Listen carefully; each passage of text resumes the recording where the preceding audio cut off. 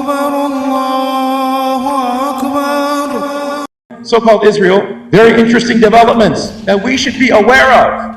Be spiritually prepared. These are definitely apocalyptic times. Allah and His Messenger have spoken the truth. This religion is haqq. The Prophet ﷺ is haqq. Allah subhanahu wa ta'ala is al-haqq. These are times in which deception is everywhere. Shubuhat are everywhere. The Prophet ﷺ, he spoke of these times. The Prophet ﷺ is reported to have said, there will never be a more grievous fitna on this earth since the creation of mankind than the fitna of the imposter Messiah.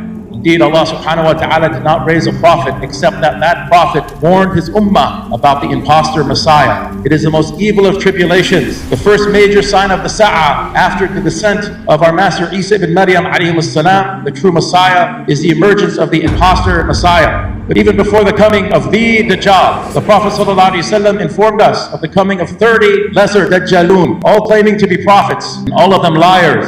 Right now in so-called Israel, the top rabbis, the most respected rabbinical authorities in the world for them, are claiming that their long-awaited King Messiah has finally arrived. Top rabbis are claiming that they are in secret council with him. This is happening right now. Now this could be yet another false alarm.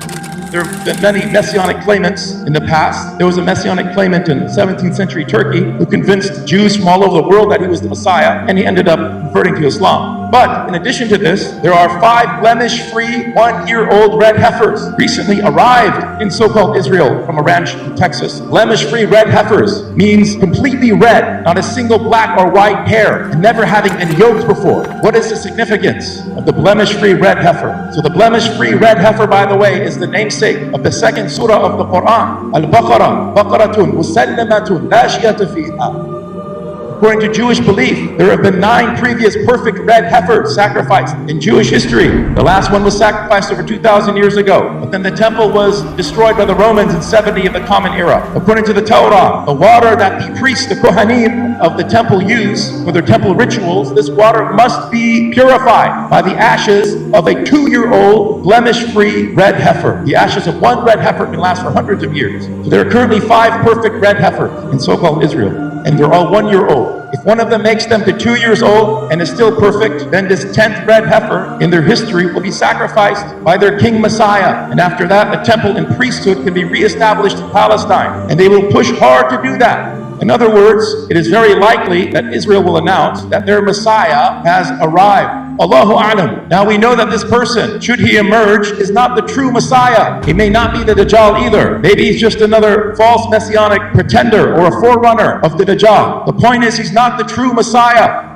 Who is the true Messiah? Allah subhanahu wa ta'ala tells us, وَإِذْ قَالَتِ الْمَلَائِكَةُ يَا مَرْيَمُ إِنَّ اللَّهَ يُبَشِّرُكِ بِكَلِمَةٍ مِّنْهُ اسْمُهُ الْمَسِيحُ عِيسَى بْنُ مَرْيَمَ وَجِيهًا فِي الدُّنْيَا وَالْآخِرَةِ وَمِنَ الْمُقَرَّبِينَ. Behold, the angel said, O Mary, indeed Allah gives you glad tidings of a word from Him. He shall be called the Messiah, Jesus the son of Mary, honorable in this world and in the hereafter among those nearest to Allah subhanahu wa ta'ala. And we know exactly how Isa alayhi salam will make his return to the earth. The Prophet sallallahu alayhi wasallam explained this to us. He said sallallahu alayhi wasallam, there's no prophet between him and me, meaning Isa alayhi salam. He will descend to the earth. When you see him, a man of medium height, of ruddy complexion, wearing 2 light yellow garments, looking as if drops of water were falling down from his head, even though it's not wet. He will fight the people for the cause of Islam. He will break the cross, meaning he will repudiate the belief that he was killed, or that he died as a sin atonement. He will affirm the sacred Sharia. He will abolish the jizya. Diplomacy will fail, and Allah subhanahu wa ta'ala will perish all religions except Islam during that time. And then he said sallallahu alayhi wa sallam, and Isa alayhi salam will destroy the Antichrist, the imposter Messiah, and then he'll live on the earth, Isa alayhi salam, for 40 years. Then he will die, and the Muslims will pray over him.